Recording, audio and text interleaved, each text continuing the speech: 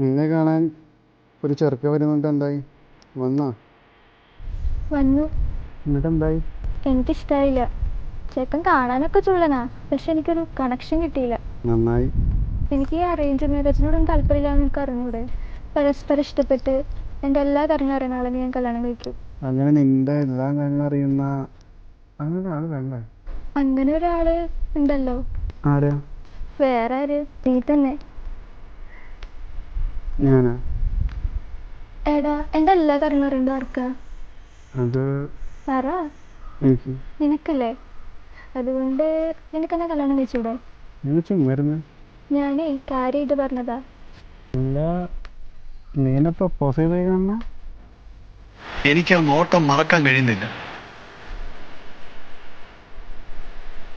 എനിക്ക് ആ കണ്ണുകൾ മറക്കാൻ കഴിയുന്നില്ല. എത്രമേൽ ശ്രമിച്ചിട്ടും ആ രൂപം എൻ്റെ മനസ്സിൽ നിന്നും മായുന്നില്ല.